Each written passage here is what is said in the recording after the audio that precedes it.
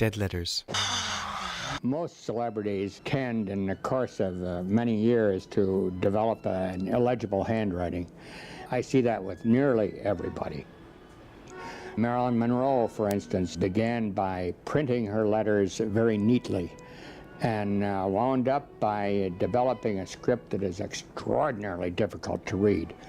And the same is true of Judy Garland, who started out with a beautiful, legible handwriting and wound up with the most vicious scrawl that I think I've ever seen. It just is almost impossible to make out anything.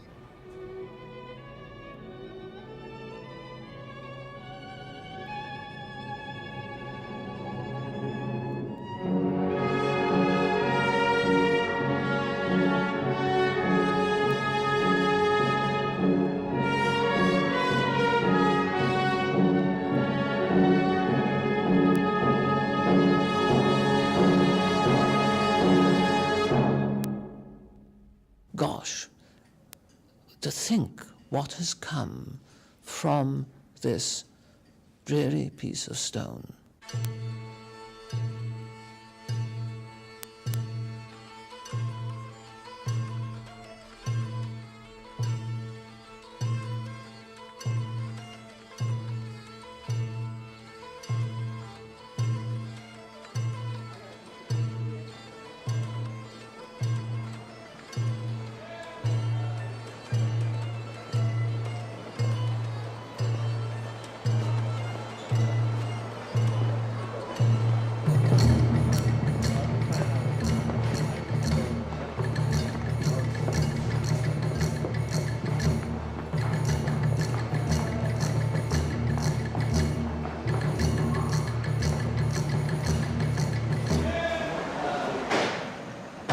A definition of a hard, a piece of that is considered hard. The definition is one, no name on it or no address, part of the address missing, the state missing, the city missing. That's a hard. All right, it's a jigsaw puzzle that we try to put together and come to a conclusion, just see where that letter's going to. For instance, a foreign mail coming in saying 225 Broadway, New York. Now, what city is that? It comes here, New York City, because we have a Broadway that's well known. But you could be in Albany, it could be in Kingston, it could be in, Jamaica, or anywhere where there's a Broadway. And now the foreign person, at this particular point, there's nothing we can do with that. We can try it here in this city, and that's the only thing we can do. At that point, if we can't find it, we'll kill it and send it back, and we'll give them a reason. The reason why is no city mentioned. So let them, the sender, send it over with the proper city. Let's put it this way. From Greece, you get a letter with a name that very difficult you can't to decipher. But you keep saying it over maybe 2 or 3 times, and you get the drift of it. You get into the habit of talking to yourself because you have to verbalize. Sometimes, especially with foreign letters, you've got to verbalize different things in order to catch it in your mind. That's important with foreign letters. Sometimes it's important with kid letters. Kids who write, you have to say, okay, I can see it's a kid writing. Now, what's he thinking about? How does he talk? So you start talking, if you want to, you can do this. And that's what I love doing this, by the way, because if you get into the drift of it, you can actually, it forms in your mind, it forms on the paper. That kind of thing going on.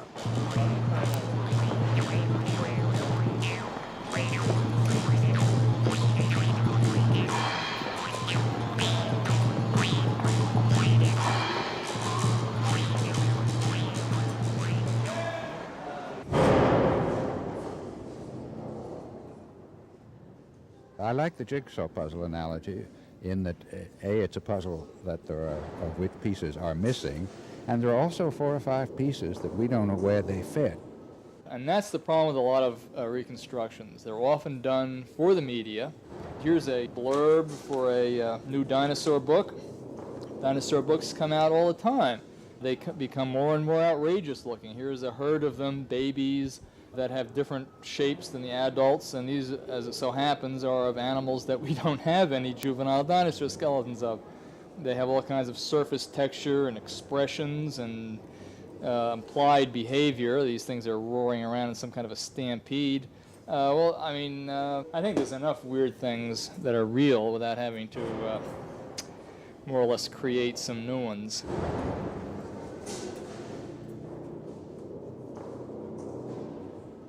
Dinosaurs in many ways parallel the human type of evolutionary studies in the sense that a lot of people that do it are drawn in more by the theater aspect rather than the scientific aspects of it.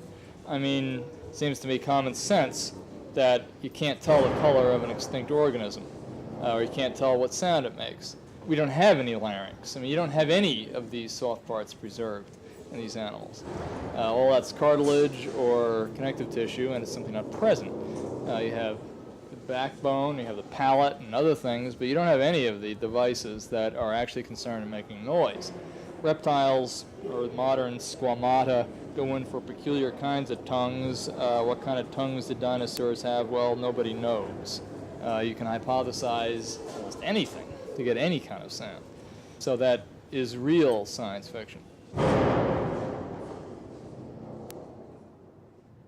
Somebody was just in to see me, I think even while you were here, and he showed me some documents, one of which was signed by Hitler on his last birthday. He was to shoot himself and bite into a cyanide capsule at the same time 10 days later. And the signature is so badly written, it's nothing but a smear. It looks like a crushed insect. Hitler was so far gone, he could barely write. He could not feed himself, as a matter of fact. He threw food all over himself when he tried to eat.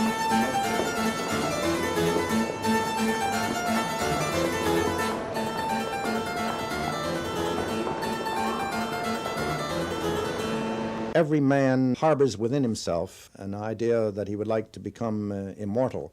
My particular way of doing it is I take a poem which is immortal and which has fascinated men and women for 27 centuries or more, and which will continue to fascinate them as long as the human race exists. I take this poem, and by memorizing it, I absorb it into myself and make it an integral part of myself. That's my means of achieving immortality, attaching myself to a vehicle which is in itself immortal. Can't go on.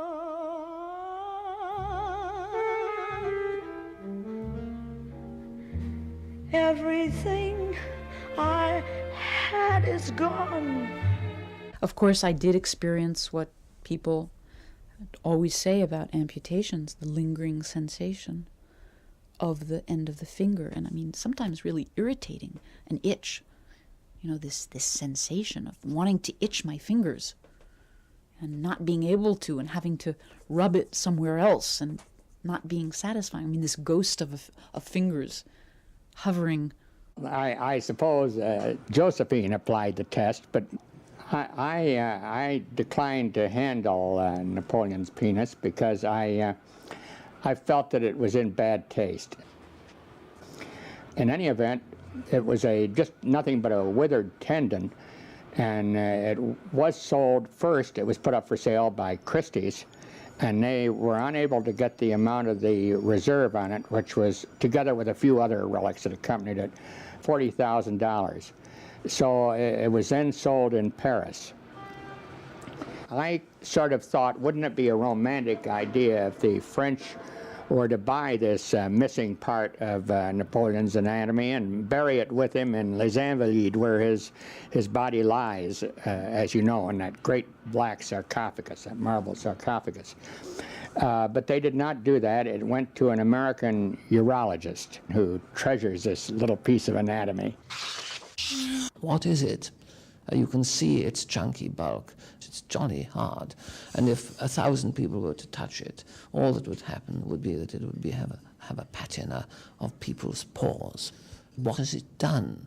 It has helped to reveal and to make understood a whole ancient culture in a way that was completely hidden.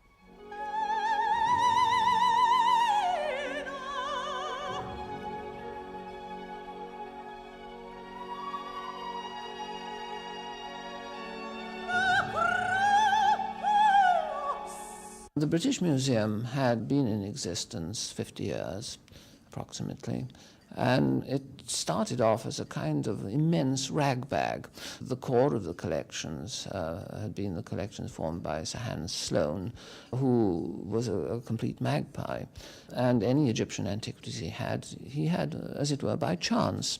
And what happened as a result of the Napoleonic defeat was the arrival in London of a number of very substantial pieces of Egyptian antiquity, an immense sarcophagus of a king of the 30th dynasty, a number of pieces of sculpture, and, of course, the Rosetta Stone. Suddenly, people realized that they were actually going to be able to find out what these funny people had written. You have a very good point there, because Hitler's voice became quavery and unstable near the end, when he was suffering from Parkinson's disease and from the bombing attempt on his life on July 20th, 1944, that punctured both eardrums and really shook him up.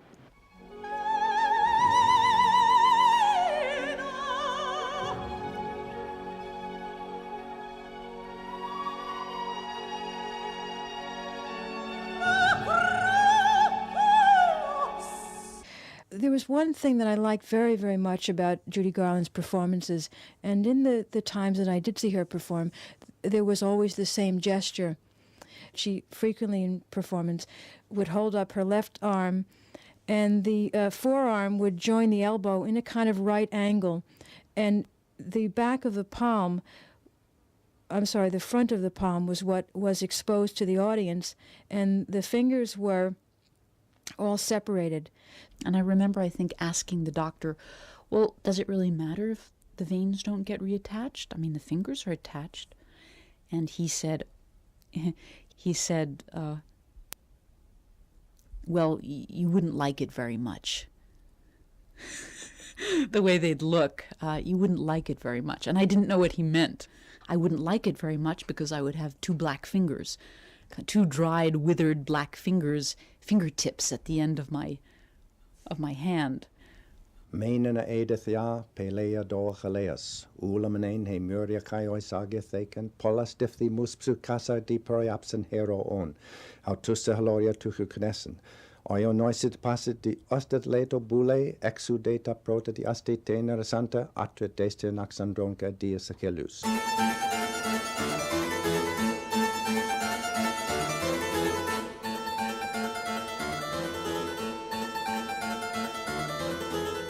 That's what you have to do. You have to imagine.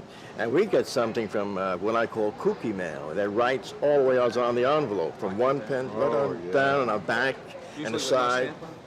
This guy, he puts stamps on it. This guy puts a lot of stamps on it. He's demanding something, and it's all there, but you can't decipher his handwriting. We started putting stamps on. Yes, yes, yes. Oh, yes. I sent them right up to him. I send my mail right up here to the dead letter office. I couldn't decipher it. And one day he wrote a little bit legible, and I said, I know what's that. That's San Francisco. That's where he's coming from. So every time I see that special thing, I put SF. That is the kill. We have to return this to a carrier for a kill. What we call a kill is, I don't know if you've ever seen it. Do we have any instances of the finger? Now these are letters. I just grabbed one by random, where we have something that does not make sense. 250 West 5A. Now something like this would come through. You'll see that says 250 West, and it's a T in there, 5A, 11. Now what's missing is the street number, but the zone is down there. That's Old Chelsea. And we go there, we probably, the carrier would look at that and say, no, there's no such person, or there's no such number, and kill it and we'll go back. Because actually what the 11 is telling you is the street is missing. We will not kill it over here. No. So we are not allowed to kill that. It has to be killed at the station that shows you the zip code. There's a butte. Archdiocese. Dead letter. Dead letter. Dead letter. Oh, so there's only one definition of it. It's a definition of a dead letter. You can't forward. Cannot be delivered or returned at any time. That's right. Cannot be delivered or returned. Simple as that. They have to go inside to read if there is an address inside. It has reached its final destination. Oh, dead letter? Has to be killed by the carrier. With a reason. With a reason for the kill, you see. Deceased. So what you do is you put that into a dead letter. That will go to a dead letter office and they will open it up there. Yeah. That's a dead letter. I have never felt that I presided over or worked with a dead archive. But for example, now when you walk out of this door, this will be a dead interview.